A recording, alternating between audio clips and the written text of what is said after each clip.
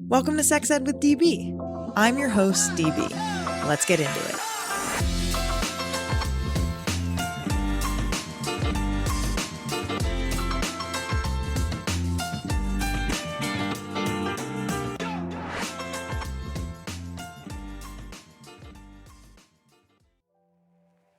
Periods. Half of the population gets them, but we're scared to talk about them. But the thing is, periods shouldn't be a shameful thing. Since half of the world's population gets a period, we should be busting period stigma and shame so menstruators can feel more confident and knowledgeable about how their body works. And how do we lessen stigma and shame around periods? We normalize conversations and education around periods. And what better way to normalize conversations around periods than with science-backed, sex-positive products and services that fit conveniently into our lives? Check out our brand new sponsor, Day, at www.yourday.com. That's Day spelled D-A-Y-E. And use code SEXEDWithDB for 15% off at checkout when you buy pads, tampons, and so much more. In a world that constantly encourages you to change, it's bold to just be yourself. Sexual expression and satisfaction are different for everybody, so rather than conforming to others, focus on falling in love with who you are. Lion's Den sources the very best products to help you find what you like, and help you feel confident expressing your sexual desires. You can get 15% off in-store and online using code SEXEDWithDB at lionsden.com to begin exploring everything about yourself. Follow them on social at Lions Den Adult on Instagram and TikTok. What if I told you that I did a masturbation experiment with the magic wand and the results were incredible? Don't believe me? Let me share a few things with the class. When using the magic wand every day, I experienced less stress, anxiety, and physical tension. I reported more frequent positive moods when using the magic wand every day, including higher levels of confidence. My level of horniness increased over time when using the magic wand every day. Want to see how else the magic wand impacted me positively? Go to sexedwithdb.com/magicwandexperiment to learn more.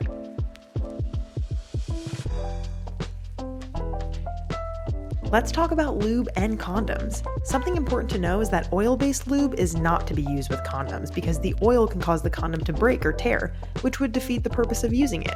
Thank goodness for Uberlube. Uberlube is latex compatible, so it's safe and effective to use with condoms. But wait, there's more. Dispensing 2 drops of Uberlube inside a condom and a measured pump outside will increase pleasure. What are you waiting for? Use code SEXEDWithDB for 15% off at uberlube.com. Hello, everybody. Hope everyone's doing great. We have a fantastic guest lined up for you today. Dr. Cathren Tang, author, TikToker, all around really awesome doctor. She wrote the book, It's Not Hysteria, Everything You Need to Know About Your Reproductive Health, But Were Never Told. And this interview is just chock full of all sorts of good stuff. We talk about advocating for yourself at the doctor. We talk about pain during sex, how fucked up it is that reproductive health is so politicized. Meanwhile, other health issues are not politicized at all. And we talk about her book and all of the amazing things in it. So I think you're really, really going to enjoy this episode. Dr. Tang is a board-certified gynecologist and minimally invasive gynecologic surgeon, and is an internationally recognized leader in repro health and social media. As at Cathren Tang MD on TikTok, Instagram, and YouTube, she reaches millions of viewers across the world each month with her educational videos about period health, pelvic pain, gender-affirming healthcare, and reproductive rights. She's the author of It's Not Hysteria. And if you want to learn more, go to CatrenTangMD.com. And we'll put the link of where you can check out the book in the description of this episode, but highly recommend checking it out. And I can't wait for you to hear me with Dr. Cathren Tang. Good afternoon, Dr. Cathren Tang. How you doing today? I'm doing great. I'm so excited to be here. Absolutely thrilled to have you. You are so badass and do so many things. You are a doctor, a gynecologist, you're a writer, you're a self-proclaimed geriatric TikToker, which I really appreciate that framework. You got to say it before the kids do, because exactly. You got to let them know what's up. So I really appreciated reading that, the playfulness there. But yeah, we're here today to really talk about your book. It's Not Hysteria. And we will be talking about other wild things like trad wives, and we have a fun listener question. So we're chock full today. I'm so But excited. yeah, thank you again so much for being here. We'll go ahead and get started with our first segment, the quick and dirty. And we have 3 get to know you questions. And the first one is, what is your current biggest sex ed hot take, if you have one that's brewing? Oh man, the one I feel like I'm talking about a lot recently is sex is not supposed to hurt. Mm, So I'm a pain specialist, and one of the things that comes up a lot is just normalization of pain. And somehow it became lore that everyone has just passed down. Like sometimes sex is going to be painful. You have to just like kind of grit your deal teeth with and get it. through it, deal with it. The first like bunch of times is going to be really painful. You just have to just kind of tolerate it. We always kind of say it may be like the very very first time it can be painful. There's actually ways to get around it as well, and it's not supposed to keep on being painful. So painful sex could be so many different things. It could be like a medical issue, vaginismus, endometriosis. It could be a sign that maybe you aren't getting sufficient like lubrication. There is so much that could be going on, and you do not need to just tolerate it. Yes. So that's a big thing I feel like I'm talking about a lot these days. It's definitely not normal.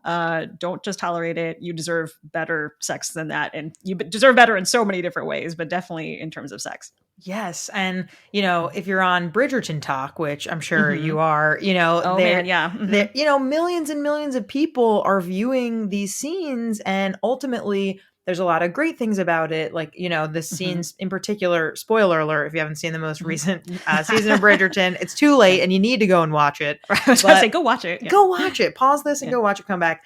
And, Penelope and Colin are having sex for the first time. And there's a lot of really great things about that. There's like a lot of gentleness and consent and conversations.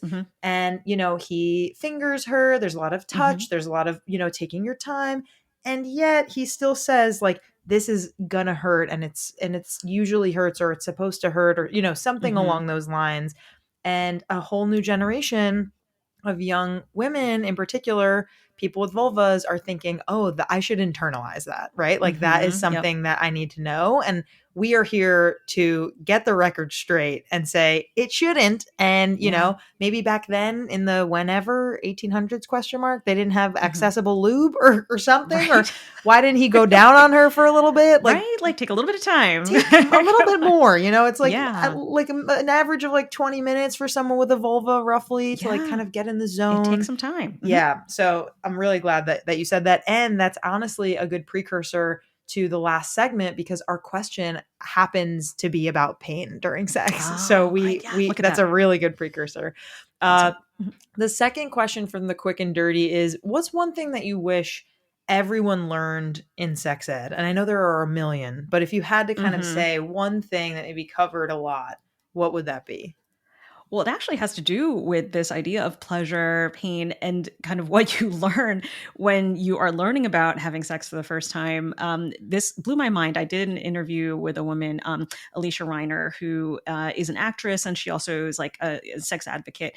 And she kind of pointed out, like, whenever we talk about sexual health, it's always focused on bad stuff. It's about, avoiding bad things, infections, unwanted pregnancies, which is obviously an important part of sexual health. But she's like, what about pleasure? What about like orgasms? It's so often, and this is like all sex ed at every school. It's all about like, how do you make a baby? Like, how do you avoid an infection? And it's not at all about like, what is pleasurable, like like what gets you aroused, like how do you reach orgasm, like like we literally do not teach any of that in school, or your parents don't teach you that for sure. So there's this huge kind of like gap in like knowledge, of people just sort of like at some point figure it out, or they have a partner that they feel comfortable enough to explore things with, or they just kind of know to explore on their own. So I do wish that there was a little bit more focus on like platforms like yours about like seeking pleasure and like finding out what you enjoy. Like this is like, sex is supposed to be enjoyable, not just like avoiding bad things. Why people have it, right? Yeah. Totally. We, on a previous episode, I shared a hot take, which was like, we should be introducing slash talking about sex toys to our kids at 16, of like, Mhm. we have this expectation of like, once they hit 18, right? Like, go buy some Mhm. cigarettes and join the army and buy your first sex toy. And like, if you're not getting that information early on, then you're not prepared as to know what you like, what you don't Yeah. like. If you're going off to college, what are you bringing with you? How are you Mhm. introducing those toys with a partner? Like, we're just Mhm. not expected to have those conversations.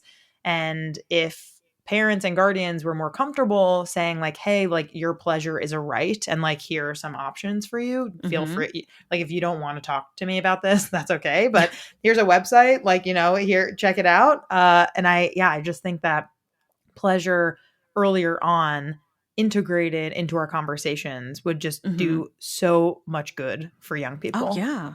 Yeah.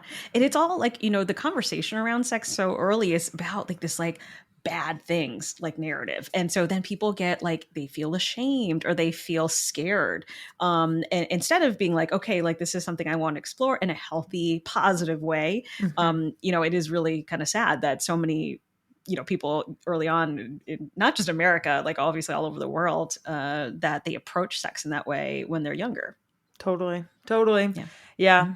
Mhm. Um, your last quick and dirty question. Are you ready? Are you I'm ready. prepped? Yeah, I'm Uh, ready. what is your favorite and least favorite thing about being a gyno? Oh, nice. I like that. So gynecology, I chose a subspecialty gynecology that is surgical. So, minimally invasive GYN surgery. And, for so long, I really loved that it was, we could offer things to patients that, we could see an immediate improvement. Like that's something, so little in medicine, you're like, you could do something and then like right afterwards, you're like, doing better. Like, Right. and so, for things like endometriosis or doing a tubal ligation, doing hysterectomy, gender affirming hysterectomy, all of these things, like right afterwards, people are like, I am in a much better place in my life Hmm. because of this. But recently I've been doing a lot more things like menopause care, talking about these like long-term, like, lifestyle changes, like things that affect like your whole life. And that's been really gratifying too, just basically being able to partner with the patient about like something that's going to make their whole life better. And that's really amazing to me. And my least favorite thing is the fact that the medical system and insurance systems are so bad at Yes. women's healthcare. It's outrageous. And I talk about this in the book. I talk about this in social media. There's like no research. There's no like, people complain about the different, like, there's not many options for treatment for things. We do a lot of dependence on things like birth control. It works well, but it's crazy that, there's one class of medications for so many different things. The insurance system just is horrible at covering women's healthcare. That's why, myself and a lot of, pain specialists, and complex GYN surgeons have gone out of network. There's just no way to keep your practice open. It's the Right. same as like mental health care, physical therapy, all of primary care. A lot of people are going out of the insurance system, going out of network because you just can't, like keep your doors open and pay your staff. Like they're just like, well, you can either see like 40 patients a day, like a lot of OBGYNs do, Right. or you like, it's not like the orthopedic surgeons or the urologists or whatever that they get paid like 10 times more what a gynecologist may for the same amount of work or more work. And interesting fact you guys may not know, I don't do obstetrics, like, which is the care of pregnancy, but an OB will get something like one fixed fee for the entirety of a pregnancy, Yes. every single visit, the delivery, the postpartum visit. For 10 months worth of care, they will get less than or about the same as the anesthesiologist gets for the epidural.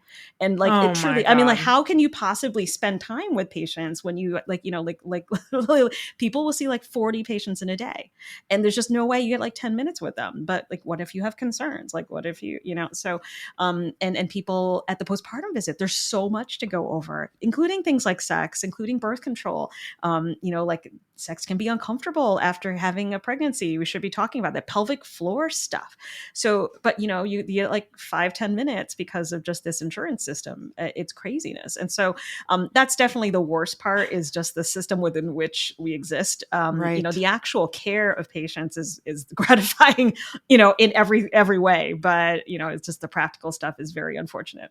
ugh, Listen, I gotta yeah. hook you and my mom up on a friend date because my Uh-huh. mom is an OBGYN and Oh my she has gosh. owned her own practice in Napa for the past 10 years Hmm. and has said literally like to a T the same exact stuff Yeah. that you were saying. I'm just like, Yeah. I can't do it. Like, how am I supposed to do this if I'm not Yeah. able to do this with insurance companies? Someone's on the phone with them begging for us to get our Yeah. money for hours Hmm. and hours a week. It is just not feasible for It's doctors to crazy. do this. Yeah. Yeah. And this is something that, like, like truly, like if you were to like have like a behind the scenes of an OBGYN's office, it would be literally like people calling and begging insurance all day long to cover Yes. stuff that they're supposed to be covering. Like, please, we need this medication. Please, we need the surgery.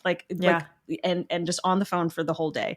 It is just not feasible. Like, how can you care for people like that? Anyway, so, not to go on a whole like rant, but it's important because, you'll see on the patient side, on social media, like people saying like, my doctor only spent like 5 minutes with me. Right. And it's not that the doctor was like, oh, I just want to spend 5 minutes with a patient in 10 minutes. It's just because the system, their employers are like, you got to see a million patients because otherwise we're going to close this down. Yeah. And a lot of practices are closing. Like there are some parts of the country where there are no OBGYNs at all. Like they have closed labor and deliveries because they don't, they're losing money.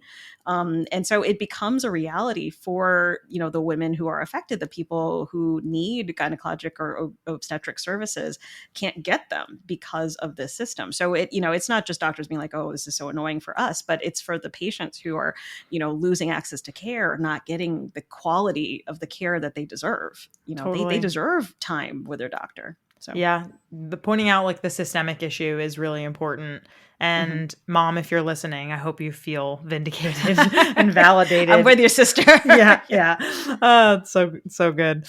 Okay. So that was the quick and dirty. Thank you. I Mhm. feel like that was Wasn't a quick. I'm good. sorry. No, no, it's The long rant. it's necessary. It's Yeah. necessary. Okay, so let's get into your book a little bit and kind of Yeah. some of the things that you talk about in the book. And you know, in It's Not Hysteria, you frequently discuss in the book and on your platforms, right? Like the Mhm. under-researched, underdiagnosed, and undertreated nature of Mhm. common gynecological issues that affect millions of people, right? And so Mhm. I'd love for you to talk us through this issue and its impact on patient care and how and why are so many people, and this is part of what you were just saying with, people not getting the visit time that they need. I'm sure that's one Mhm. piece of the puzzle, but how and why are so many people slipping through the cracks in the gyno office with these issues? Yeah, and this is so difficult because it's truly like, why is there misogyny? Like, why is there, Wow. Big all of Q. it? Just the yeah, the way that healthcare is looked at women's health and like reproductive and sexual health in general is to kind of say it's not like real medicine. When you look at the research funding and like what gets research papers and things like that, heart disease, diabetes, high blood pressure, cancer. Those are serious medical issues, right? Those are things that deserve the funding and the attention. But quality of life for reproductive and sexual health is not thought to be as important. Mm, So, especially so much of it culturally, like we were just talking about people feeling embarrassed or ashamed. It's almost like, why would you even talk about like vaginal health? Like, ugh, you know what I mean? Like there's this sort of sense that it's like it's not only like not real medicine, but it's also like embarrassing. And like, why would somebody like, in a prominent research role actually dedicate their career to something like, wow. periods or sex? You know what I mean? And so, so quality of life is not factored in, especially if it has to do with women, people assigned female at birth. And that then leads to the problems of not having enough answers, diagnostic tests, treatment options, awareness, education. So for instance, endometriosis, I use this example a lot because I specialize in pain. I see a lot of endometriosis patients. On average, it takes 7 to 8 years to get a diagnosis of endometriosis, which causes debilitating pain, horrible things like diarrhea, like bowel problems, infertility, bleeding, like all of these different things. It's horrible impact on quality of life. But because things like period pain, pain with sex, which is another common symptom of endo, are so normalized. Like, people are like, well, but everybody has bad periods. Like, why is that important? So, one, we don't have like enough education about these things. So we need to make people more aware that they exist, including healthcare providers. And, two, we need more diagnostic tests. The way to diagnose endometriosis is surgically. Like we, have to actually do a laparoscopic surgery to find and remove it. There's not a less invasive test. Like a lot of times, ultrasounds are normal, exams are normal. So again, people, like they go to the doctor, they go to the emergency room, ultrasound's normal, blood tests are normal, everything's normal. And they're like, but why am I having so much pain? They're like, well, I don't know, just bad periods, I guess. And so then years go by, and so just all of these system issues are at play, and it's just like this complete disaster for women's healthcare. Menopause, we can talk about a little bit because it's getting a little bit of a moment in that people are speaking out. You get these powerful women like Oprah, like Drew Barrymore, Halle Berry, who are finally, oh my God, this is fucked. Like, this is crazy. Like, we're going through it now. Like, why did nobody say anything? And it's only because they're going through it now that they're able to be empowered to say something. Exactly. And so, they can start to say, like, we need more funding. Like, we can lobby Congress like Halle Berry did. Like, they don't give a shit. They're just like, I need to speak out about this. Right. So we're finally kind of getting to a point where, women have reached a certain amount of, power, like influence, where we can kind of demand some of these things. But for like all of human history, like women just were forced to like kind of suck it up and be like, well, that's just lady stuff. It's mysterious, I guess. And you just have to deal with it because everybody else dealt with it for so long. So, oh God. Yeah. And I mean, the fact that the clitoris wasn't even in medical textbooks until like the 90s, early 2000s. Oh, no. Mm-mm. Yeah, like, we didn't learn the anatomy of the clitoris when I was a resident. No. Like, yeah.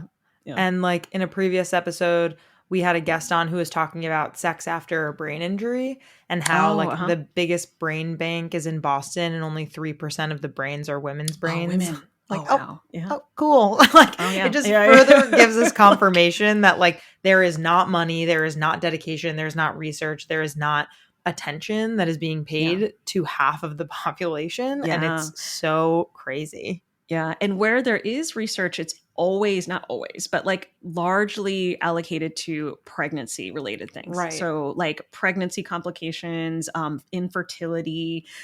So all of the funding for GYN stuff not related to pregnancy is very little. It's, like probably less than like 1% of, like all of this funding. And so like, I think it's like 10% of NIH funding goes to, conditions that primarily affect women. And then a small percentage of that is dedicated to non-pregnancy related things. And so, and that includes, everything like, menopause, sexual health, PCOS, PMDD, endometriosis, fibroids, all of, vaginal, bladder health, all of that stuff. Oh, wow. I mean, it's almost as if we're making it very clear that we care more about babies and reproduction than we do about actual people who exist in the world. The person. Yes. Right. Exactly. Okay. So we often hear at Sex Ed with DB from listeners who have gone to their gynos with concerns about, sexual health, about pain, only to feel dismissed. And so, for example, being told that extreme pain during sex or abnormal bleeding during your periods is all normal, or like they're not getting the time of day that they really need with their doctor to talk through it. So how would you advise folks who feel dismissed by their doctors to really effectively in the exam room and otherwise, whether it be through messaging or other kind of telecommunications, advocate for themselves to really ensure that their concerns are taken seriously? Yeah. And this is so important. It's a lot of what I do on my social media. And the book has 2 entire chapters on, like preparing for your visit, kind of writing down and, organizing like what your thoughts, your questions, your concerns, what you want to discuss, and then, how to approach things like talking through your options, what to do if your doctor's not, listening, and if you're feeling dismissed. So there's a whole lot. We could do a whole episode on this, but just general things. One is, when you even schedule the type of appointment, this is very important. We were talking about, not having too much time with your doctor. A lot of people will try and kind of fit a lot of problems into their just annual gynecologic exam, like their wellness visit, which is by nature a super short visit. It's only really meant to be like preventative care, your pap smear, birth control, like, breast exam, pelvic exam, that kind of thing. And so people oftentimes will feel really like rushed through it because the doctor only budgeted like 10, 15 minutes because it's supposed to be a quick exam. So when you're making an appointment, make the front desk aware that you have concerns. I want to talk about, like bladder issues, pain, bleeding, some specific problem, because those visits are longer. So just, one quick thing that can kind of hopefully help give you at least a little bit more time with your doctor is tell them what exactly, so that they know to give you more time in your appointment. So, almost always that probably doubles the amount of time that you get with the doctor. And then kind of getting in, prepared for the visit. Like sometimes, like if the doctor is having to spend a lot of the time in the visit, like kind of drawing it out, like, what are your concerns? Like talk me through. If you kind of present it to them, like we're hitting the ground running, like here's my menstrual history, like this is what's abnormal, like I'm worried about how much I'm bleeding, can we talk about that? Kind of gets you a little farther, without having to spend the time like kind of, filling in the blanks. And then if you feel like the doctor's not listening, some questions to kind of follow up with are, what do you think is going on? What is the next step? There's always supposed to be a next step. It should never be that you feel like the doctor's like, okay, that's it. Sorry, and people do definitely get that response. Like, that's it. I'm sorry. That's just normal. You should always be like, what do we do now? Because I'm still in pain. I'm still bleeding. I'm still having this concern. What is our next step? And if the doctor is sort of at the end of what they can offer, you can ask to be referred to a specialist. I feel like I need to see, endometriosis specialist, a fertility or hormone specialist, menopause specialist. I refer people out all the time. If I'm like, this is actually a little bit beyond what I can kind of help you with, let me connect you with a urogynecologist, a vaginal specialist. There's a lot of different subspecialties within gynecology, and sometimes a general OBGYN may just not have the answer, but they should help you, like connect to someone who does. So oftentimes I'm sending people to a bunch of different specialists, a pelvic physical therapist, super important. Maybe a GI doctor, maybe a fertility person. So, but they should be helping you with that. Like it shouldn't be you left to your own devices trying to figure it out. Your doctor should be your advocate and like your guide for that. So, and then obviously if they're not helping and they have no answers or anything to offer, then you get your second opinions, third opinions.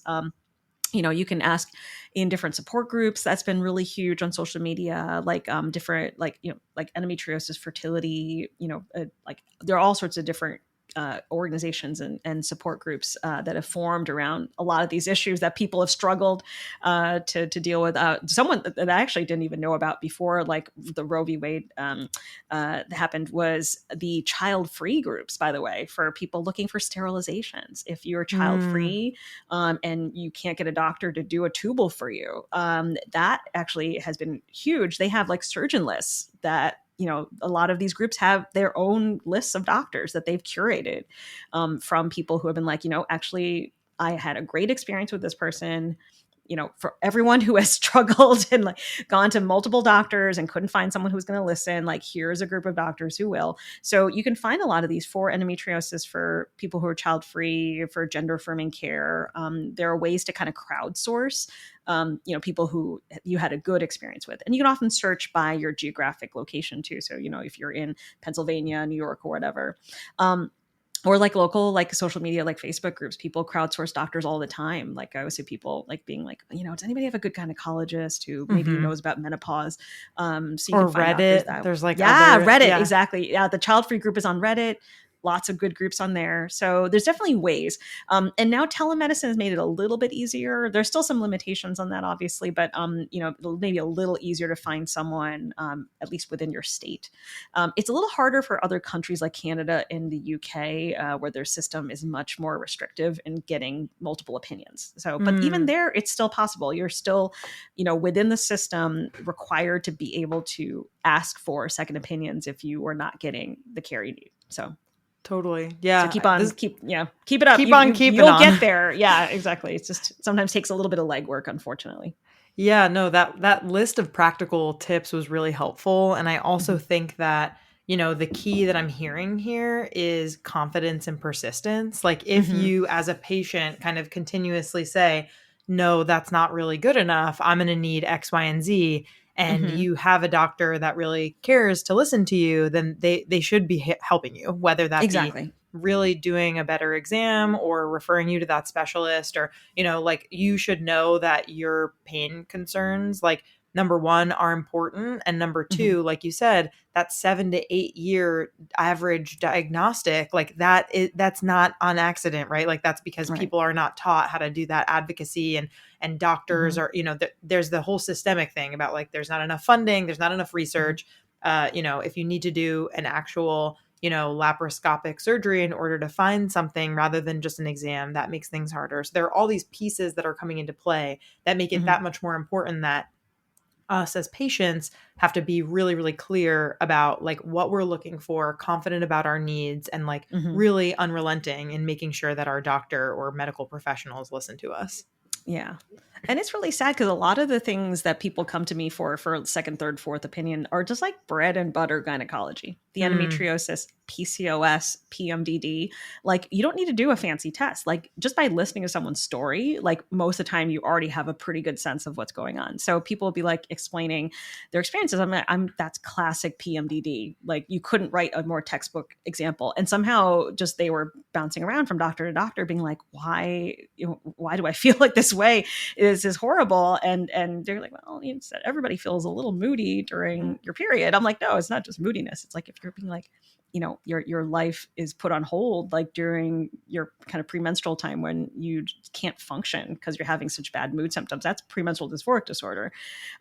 So like I said, it's not like you have to go to some like uber expert who knows something that no other doctor does. Like most of the time, these are very simple, straightforward things. It's just you have to be, open to listening, know the patterns, like understand, like what you're looking for. And it's usually fairly straightforward. It's just a matter of, getting to the right doctor who will listen. And on the medical side, like we definitely, for those of you who are out there are medical professionals, like we as medical professionals need to be a lot better about this.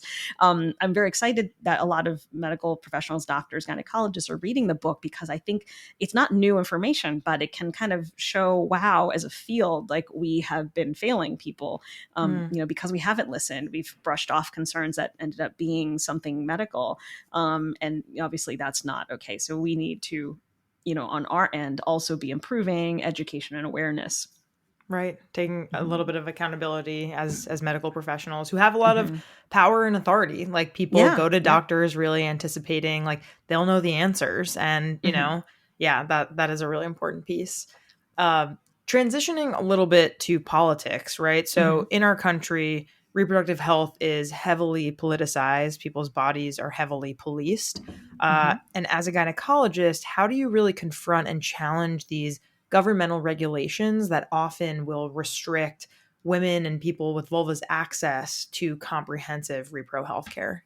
Yeah. And I always point out, I made a video recently that if you were to say about any other aspect of healthcare, what is going on with reproductive healthcare, so both abortion, IVF, gender affirming care, if you would apply the same concepts to cancer treatments, strokes, diabetes, can you imagine a world where a judge or a politician who had zero medical knowledge could just like make stuff up about what they thought actually happens and then just like restrict people's access to that care? Be like, well, I just don't think that chemotherapy is good for people. It's Right. very dangerous. Like it can cause like harm. So no one should do it. And we should charge doctors with a felony and take away their license if they give people chemotherapy.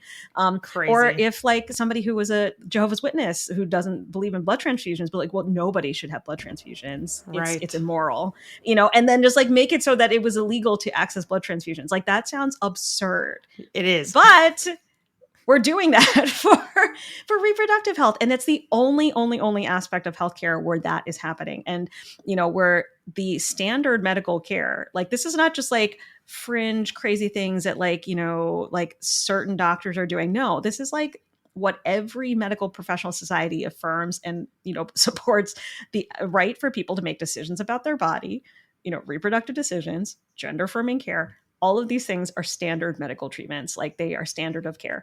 And the fact that we are taking that away from people for political reasons is absolutely outrageous. And so I know I'm not the only doctor that before, say, 2016 was not very publicly political. And that's just because, we're sort of taught we're doctors, we should be very neutral and not, like make it seem that we are trying to influence patients. Obviously, like we don't want people to feel like we're not going to take good care of them if they have a different political belief. But recently, the fact that like healthcare has become politicized, we didn't politicize it became politicized, and so now we're just trying to kind of like bring it back to like, can we please let doctors and patients make their own healthcare decisions with the help of their doctors and not have the lawmakers in the exam room who know absolutely nothing about these topics. It's crazy. And so we're just trying to kind of bring it back to like what it's supposed to be, which is that people have bodily autonomy. They should be able to make their own decisions, and that, you shouldn't practice medicine without a license, politicians too. Correct. So, yeah. So, that's why now you've seen a lot of healthcare providers, especially OBGYNs and ER doctors, and also like mental health professionals, people provide gender affirming care, pediatricians, like, all these people speaking out publicly about these things because it's the right thing to do. It's not to say that everyone should get an abortion or everybody should have gender affirming care, but for people who need it, obviously you should have it. And that is the way that healthcare should be. So it sounds crazy to say that we have to even say that, but it's become the case. And so, there's a whole chapter in my book on abortion, a chapter on gender diversity and gender affirming care, intersex, just trying to kind of dispel a lot of these misinformation that's been very politicized, and just bringing it back to like, here are some medical facts. And like, doctors and medical professionals shouldn't have to share their political views if you don't want to, but we're in such a time where it is so beneficial and helpful to hear professionals like you. And I'm thinking also, Dr. Jen Lincoln is another person in this space. Lincoln. Yeah, we've had her on the podcast. She's great. Love and I just think that like, it is overwhelmingly positive to be able to have voices like yours on social media, to give the truth, to give, the baseline facts, and to share like, hey, like, this is what you might have been hearing. Like, it's not really my job to say this, but I'm going to give you the information that you need. Like, we're very lucky that you and other folks like you have decided to say, hey, fuck it. Like, I'm not just going to sit around and only do my day-to-day work, but I need to go a step further and beyond. Yeah, I think our silence traditionally has kind of led to this situation. I mean, that we were just like, okay, well, we're just not going to say anything. And then, until it became horrible. So now we really do have to say, hey, hold on a second. We're the medical experts here. Like, you can't just make up some lies about what's going on. I mean, the IVF thing just blew my mind. I knew it was coming. Like, all of us knew IVF and access to things like IUDs and Plan B were going to be on the line because people don't actually know how they work. Right. And so, we knew it was coming, that there was going to be like an attack on IVF, but it just is so mind-boggling that they could do it. They'd be like, well, we just don't love the idea of embryos. I'm like, oh my God, like we have to take a step back and be like, hold on, let's bring it back to the world of reality for a second. Correct. And yeah, saying that, like the guy who said that you could reimplant ectopic pregnancies in the uterus, like, no, honey, like you can't do that. Honey, yeah. Not right. Like, there's no abortions after the child is born. There's no such thing. That's infanticide, So things like that, where we have to just kind of be like, come on, guys, it's not real. That's not an actual thing. Let's not whip people into a frenzy about stuff that's not real.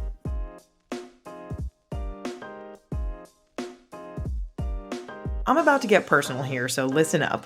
I'm going to tell you a fun fact about me that you definitely didn't know. The lube that I use most consistently is Uberlube. I really mean it. If you were here with me right now, I'd tell you to go over to my nightstand drawer and tell me what you see.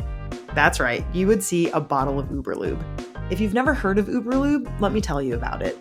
Uberlube is a silky smooth silicone-based lube recommended by leading doctors, and its body-friendly ingredient list makes it widely used by people with sensitivities to lubricants. Another amazing thing about Uberlube is that it doesn't leave a sticky residue like water-based lubes do. It lasts for a long time and doesn't stain clothing or bedding. I have 3 bottles of Uberlube on my bedside table right now, ready when I need it. If you're someone who wants to feel more pleasure in the bedroom, use code SEXEDWITHDB for 15% off at uberlube.com. Trust me, It's amazing.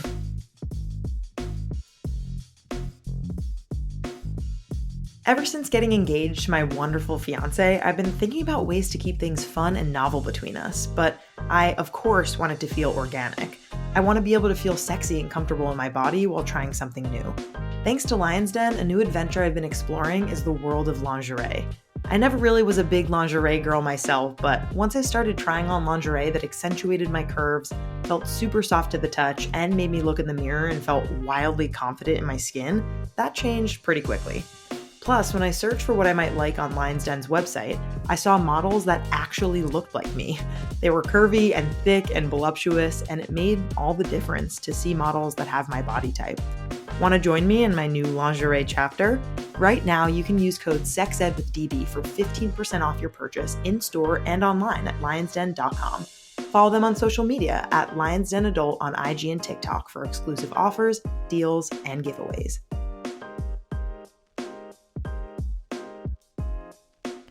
Here are 2 words that will change the way you think of managing period pain. CBD tampons. Day makes fully sustainable organic tampons with a no-shed protective sleeve and a CBD coating for the days when period pain is cramping your style. They come in applicators made from renewable sugarcane and are wrapped in an ocean-safe flushable material. You can even flush the packaging. Designed for a bloody good period, Day's lab-tested CBD tampons are trusted by a powerful community of 80,000 plus people. Want to try CBD tampons for yourself? Go to www.yourday.com. That's day spelled D-A-Y-E. And use code SEXEDWITHDB for 15% off at checkout.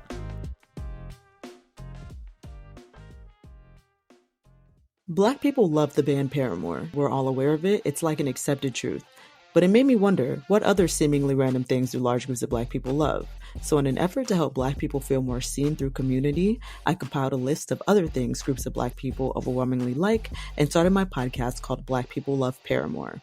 Every episode, I talk about one thing that groups of Black people like that mainstream media doesn't necessarily associate with Black people, but we know we like. Episode topics so far include anime, astrology, Tony Hawk, Ariana Grande, Twitter, ginger ale, Cash App, and a whole lot more. If that sounds like you, check it out. It's called Black People Love Paramore, and you can find it anywhere you listen to podcasts. Speaking of your TikTok, that's our last question here before we move on to the buzz. But your TikTok presence has been really pivotal in raising this awareness of the facts that we're talking about, specifically around gynecological health issues and bringing education and awareness to the masses. And I'm wondering, how have you seen these platforms change how patients react to, coming in to see you, to the comments that you see? Like, how is it changing the way they understand and take control of their own advocacy and reproductive journey? Yeah, I mean, it's actually pretty powerful to see. In the past, obviously, before people were able to connect in this sort of way, people, I think, felt really alone. I see this a lot in, say, comments on, videos, things like stabbing rectal pain, or like I had a video about things like, what's it called? A decidual sac, basically a decidual cast, which is basically where you pass a sac-like object, which is all the tissue in the endometrium. Instead of coming out like bits mixed with blood, it comes out all at once. And it's scary. It's like a big thing comes out. It's really painful. People think that they're having a miscarriage. And you see thousands of comments from people being like, oh my God, I thought I was the only one who had this. Yeah. Right. And but then they realize, oh my gosh, this is, a lot of other people have the same experience. It's okay. Like, it's all right to talk about these things. It's not embarrassing. It's not shameful. You can share your experiences and get your questions answered and get care for it. So, in the past, I don't want to sound super old, but I started medical school in the year 2000. It was before the internet or social media was really a huge thing yet. And, people kind of just either went to their doctor or maybe they talked to their friends. There was not a whole lot of great resources to learn about your body, about your health, get your questions answered. But now on social media, people can connect with other people. They can learn from doctors. Also advocate for change. People, again, have banded together in these support groups that, now are lobbying, they're raising funds for research. I mean, it's really incredibly powerful in some ways. And then also when they see me, actually, most of the people who come to see me as a patient find me through social media, that they have seen my videos. They've seen me on one of these surgeon lists, the child-free surgeon list for tubals. And they come in through that. And it's quite amazing because then they feel like they know you. They feel more comfortable already. They know that I'm going to listen, I'm going to take them seriously. And it just kind of makes that conversation a little bit easier. It's obviously not easy to go to a total stranger and start talking about your sex life or your period problems. So just feeling comfortable has really, I think, helped people to build that relationship with the doctor in an easy way. And then also, I would say on the flip side, the dangers obviously is there are so many people who kind of position themselves as experts, but actually aren't. And they spread so much misinformation, disinformation around things like birth control, about sex, kind of shaming bullshit, like the vagina is getting stretched out with your partners and stuff. Like there's so many podcasts by dudes that are just like, they just say crazy stuff. And people are like, oh my God, is that true? Like, and also I would say that the people kind of raising fears about like birth control and stuff like that, like oftentimes they're not medical professionals, or they're like a chiropractor. They're selling something. They're selling like supplements or detoxes and courses and all this stuff. And they try and make people scared so that they'll buy their snake oil.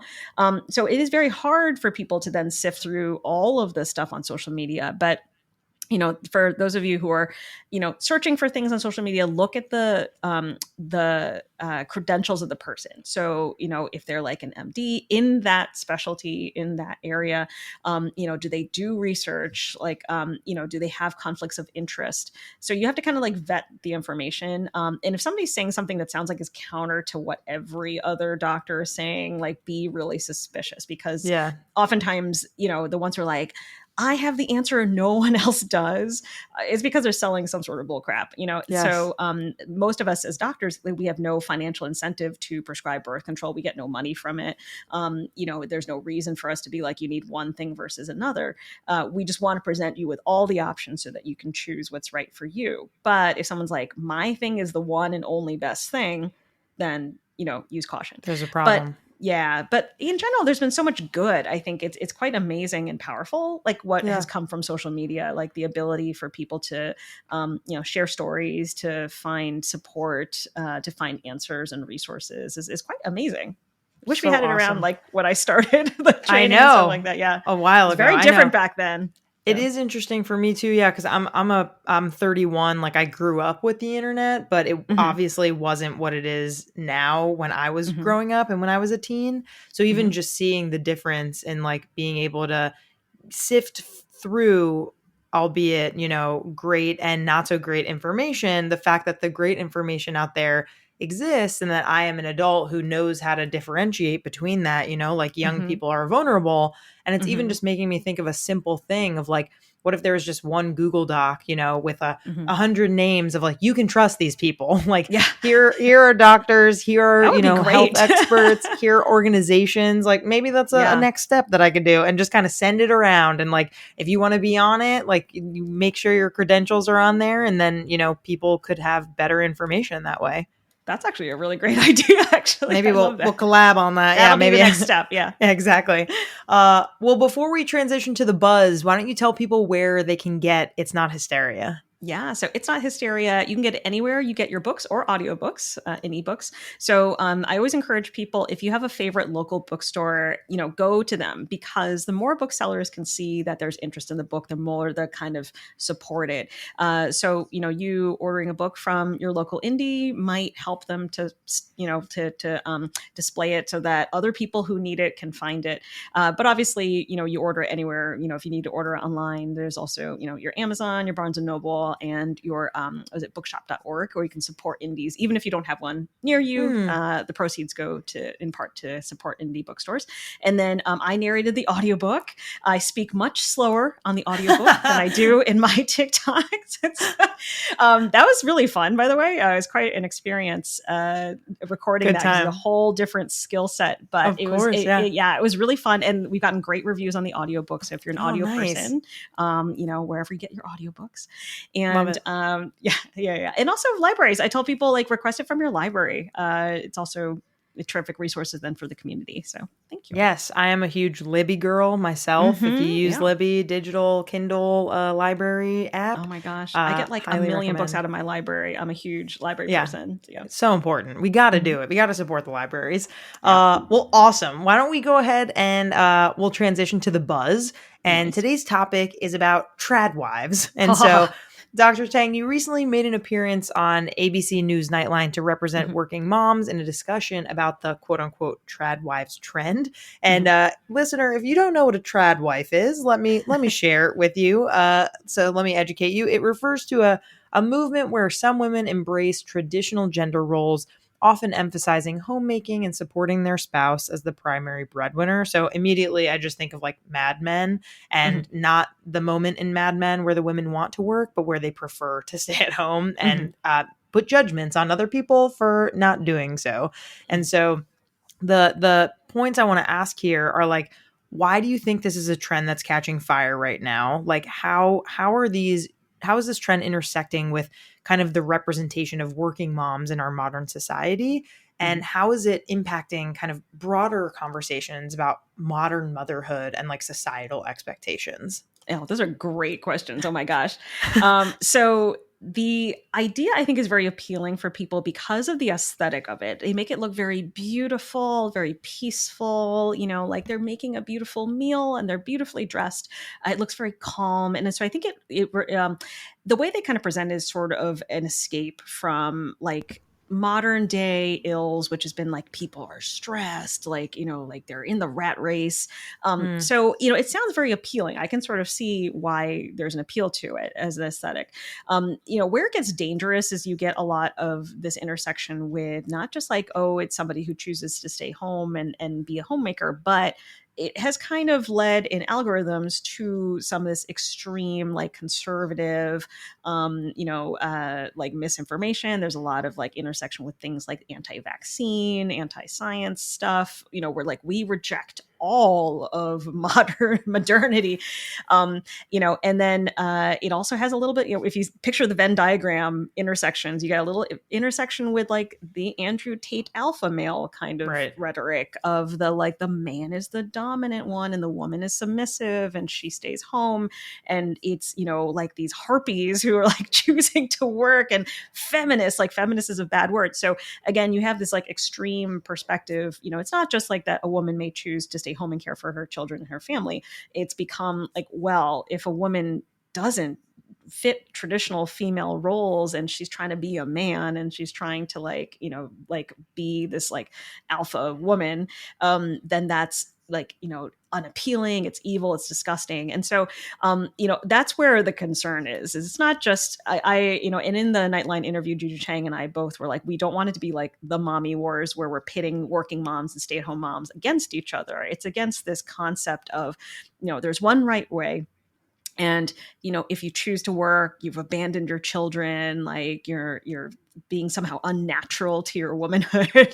Right. And then, like I said, the dangers of, we were saying that there's so many women who early on, they marry very young, they have no work experience. Then what happens if the husband is abusive, if he like leaves her, if he dies, she has no, credit history, she has no work, she's not able to, go out and get a job. Like it's very, it forces them to be dependent on a husband. And that can lead sometimes to things like abuse or people being trapped in a marriage where they're very unhappy, but they feel like they have no recourse. So, we just wanted to raise awareness about all the potential dangers of this. And in the end, it's always up to the person. So I fully support, like, women should choose for themselves what is right for them.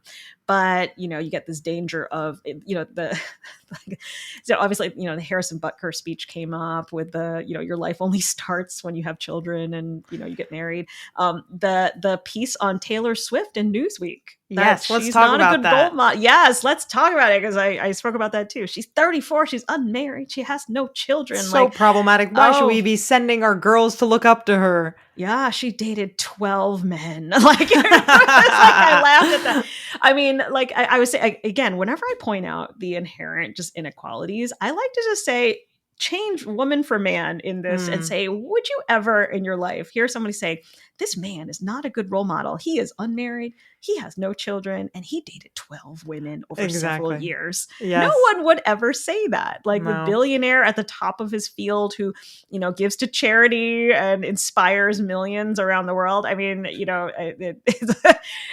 yeah. So that is what I speak against. And I do feel like, it is cool for me to say, I'm a working mom. I can be an author and go on book tour. I can have my own practice. I have kids and the kids are happy. And, I may not make it to every school event, but, neither do a lot of dads. So totally.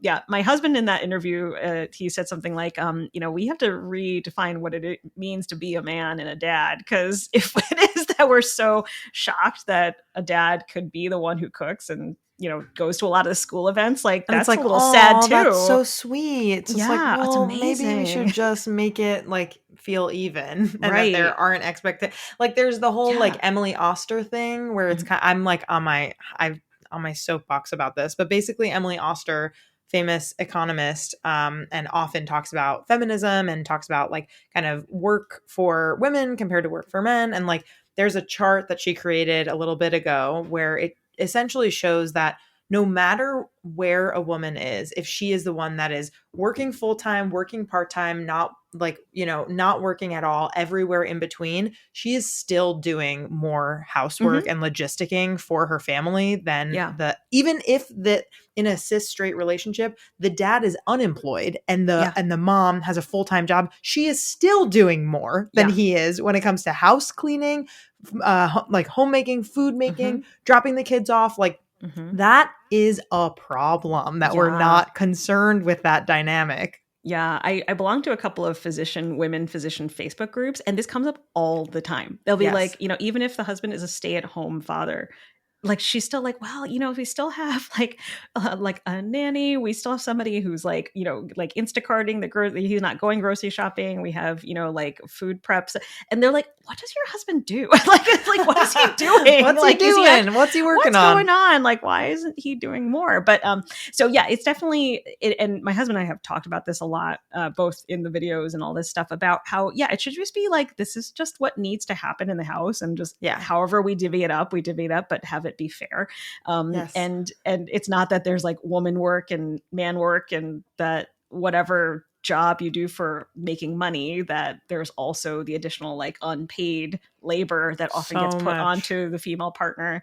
So I fully agree. Like let's re-examine like what we really consider important gender roles and why. So yes. Exactly. I can't cook at all. Nobody wants me to cook. That's he should be doing the cooking because nobody wants me to cook in this household. Right. So I mean, that's a hack, honestly, is being bad at something. They're like, okay, well, I can't really take that on. Not for me. Yeah, exactly. Thank you. Next. That's so funny. Okay. Dr. Cathren Tang, this has been such a fun interview. We have one more segment and then I will let you go. But we have Booty Call, which is when people call in or write in with questions or stories, and they're looking for advice or reactions. And an anonymous listener wrote this in. Is it normal to always feel sore after sex? I am a female vagina owner and my boyfriend penis owner. We have sex 2 to 3 times a day when we are together. However, regardless of the type of vaginal sex we have, not particularly rough and even relatively slow and gentle, my vulva is very sore and can be painful the second or third time. I do not have any infections, no STIs, yeast infections, etc. Is this soreness normal for vagina owners, or is something wrong? And, you spoke a little bit about this in the beginning, but would love to take it home with kind of like, how would you respond if this was a patient or if this was someone writing into you? What are your thoughts on this? Yeah. And so just like we said earlier, it's never normal to, have pain. That doesn't necessarily mean that there's something very wrong. So just to kind of take a step back, it doesn't necessarily mean that there's something like really, really serious, but it deserves, evaluation and like looking at ways to solve the problem. So I, obviously can't diagnose over, the podcast, but of course, just a couple of things, that I would just sort of say, obviously if the first time that you're having sex during the day, it's not painful, it's good. It usually means that there's not like, like an endometriosis or something like kind of, more where it would hurt every time. So if it's mostly the outside, we think about things like the lubrication. We think about things like there's like vulvodynia or like actual vulvar issues. So it could be as simple as something as, using a different lubricant. Sometimes even if somebody's using, say, a water-based lube, sometimes they can like dry out really easily and you can almost end up more dry and irritated afterwards. So maybe changing to, a silicone-based lube that lasts a little bit longer. Just don't use it with silicone toys. Or, again, I can't give advice because I don't know what's going on. But just to, say that there are sometimes just like little easy changes that might make it simpler. Or, making sure that, you're adequately lubricated before you try to have sex the second or third time. Maybe using things like fingers to stretch or like dilators or wands or, toys or something, if it's just a matter of like kind of like helping to stretch things a little bit. But so ways to kind of like figure out what's going on, one, seeing your gynecologist so that they can do an exam and see, is there anything with the actual vulva itself, or is it, the pelvic floor. I actually send a lot of people to pelvic physical therapy for pain with sex. They can do things like work with the wands and dilators, and also desensitize sometimes to, things like the vulvodynias, the vaginismus, like they can, help treat that as well. They're very effective at that. And then the gynecologist can also, if it seems like it's not, like a physical problem, but just for discomfort, like, there's even things like lidocaine gels and stuff like that. But in any case, whatever it is going on, seeing a combination of a gynecologist, sometimes a pelvic physical therapist or a urogynecologist, those are all specialists who deal with like, the vagina, the pelvic floor. There's some options out there to help. And so again, it's not something that you should have to be like, oh, I just have to kind of like grit my teeth and, bear it every single time. And so, but like I said, it is good that it's not necessarily every single time that it's uncomfortable because, hopefully it's just a matter of just finding, right lubricant, kind of preparing your body better for the second or third time, et cetera. So there's hope out there. Don't worry. Totally. Yes. And go get help. Go get help. Yeah. You can get help. And also like, may I say, like, it is not a requirement to have sex 2 to 3 times per day if you're mainly enjoying it once per day, and there can be other things that you can participate in the other 2 to 3 times, and it doesn't have to be PV. Yes, I was just about to say, it doesn't have to be penis and vagina intercourse, whatever is pleasurable. And I say this a lot.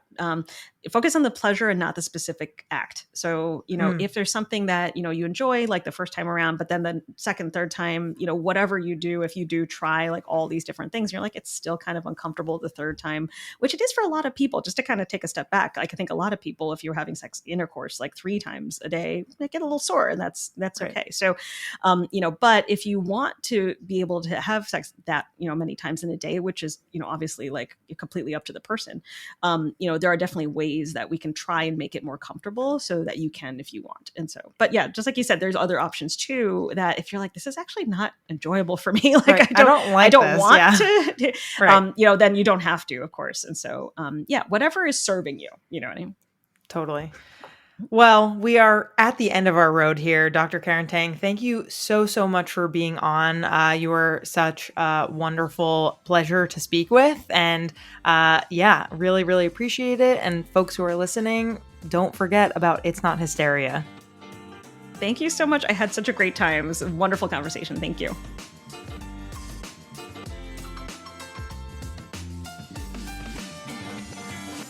Our creator, host, and executive producer is me, Danielle Bezalel. Our communications lead is Cathren Cohen. Our producer is Sadie Lidji. Our marketing coordinator is Mitch Coburn. Our social media coordinator is M. Kirsty Frazier.